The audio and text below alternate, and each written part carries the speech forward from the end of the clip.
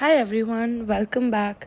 Today I thought we'd look at something that almost everyone has heard of, even if you don't know much about art, the five most famous paintings of all time. Now, being the most famous doesn't necessarily mean they're the best paintings ever made. There are thousands of incredible works that deserve a lot of attention, but these five have become cultural icons. They're the paintings that show up in movies, memes, textbooks, everywhere. So let's see why. Starting with the literal queen of art history, Mona Lisa by Leonardo da Vinci. It's not only famous because it's technically brilliant, but it's famous because it's so surrounded by mystery. Who exactly is she? Why is she smiling? Is she even smiling? One second she looks amused, the next she looks completely serious. The way I see it is almost as if her expression is changing depending on how you look at her. Leonardo also used a technique called sfumato, where he blended colors so smoothly that there are almost no visible outlines, and it makes her face feel incredibly lifelike. And of course, the painting became even more famous after it was stolen from the Louvre in 1911. Ironically, the theft turned it into an international celebrity. Even today, art historians continue to debate her identity and the meaning behind her famous smile. The fact that we're still asking those questions over 500 years later, I think that's what makes Mona Lisa so unforgettable. It's not the biggest painting or the most colorful. It just has a way of making people stop and wonder. Next up is the Starry Night painted by Vincent van Gogh in 1889. What's fascinating is that Van Gogh painted this while staying in a psychiatric hospital in France. The painting shows the view from his window, but not exactly.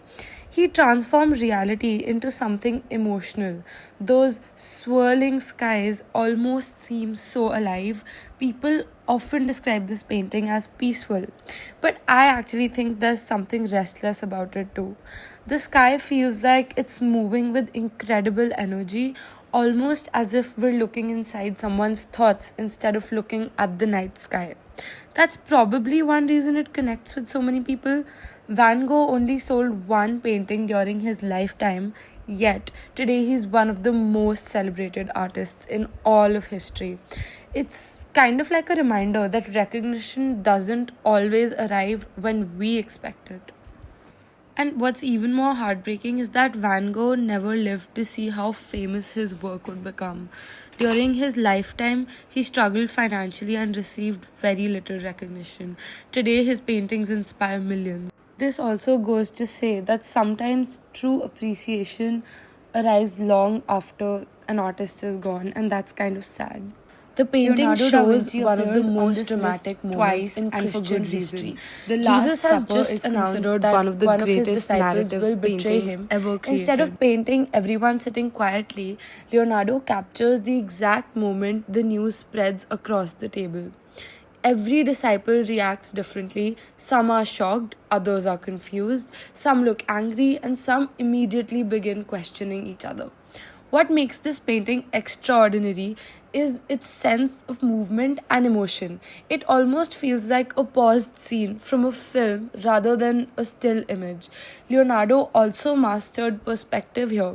Every architectural line in the room naturally leads your eyes towards Jesus, making him the center of attention without using a lot of dramatic colors or effects. Interestingly, the Last Supper was not painted using the traditional fresco technique. Leonardo experimented with a method that allowed him more time to work on details, but unfortunately, it was not very durable. Over the centuries, the painting suffered from damage and required multiple restorations. Despite this, the emotional power of the artwork has in fact survived. I feel like even if you don't know the religious background or story behind it, you can still understand the feeling of the painting. If there is one painting that perfectly represents anxiety, fear, and emotional overwhelm, it's The Scream. Painted by Norwegian artist Edvard Munch in 1893, the image has become one of the most recognizable works of modern art.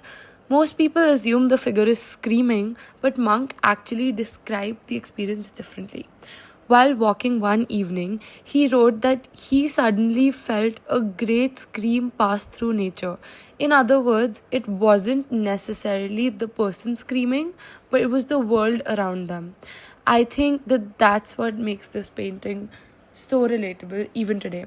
The swirling sky, distorted landscape, and especially the expression on the figure's face all create a feeling that words sometimes can't describe.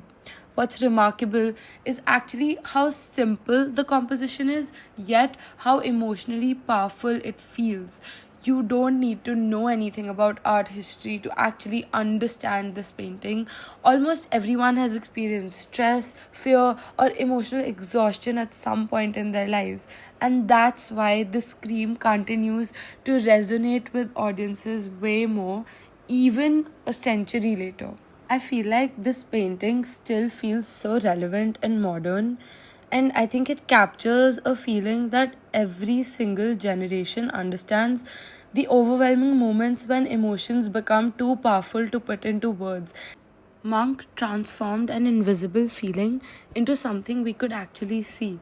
That ability to turn a personal emotion into a universal experience is what makes the Scream a true masterpiece.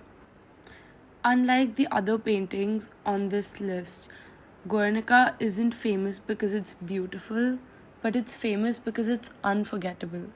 Painted by Pablo Picasso in 1937, the work was created in response to the bombing of the Spanish town of Guernica during the Spanish Civil War. Rather than showing a realistic battle scene, Picasso filled the enormous canvas with fragmented figures, terrified faces, wounded animals, and scenes of complete destruction. The painting is entirely black, white, and grey, making it feel almost like a newspaper photograph brought to life.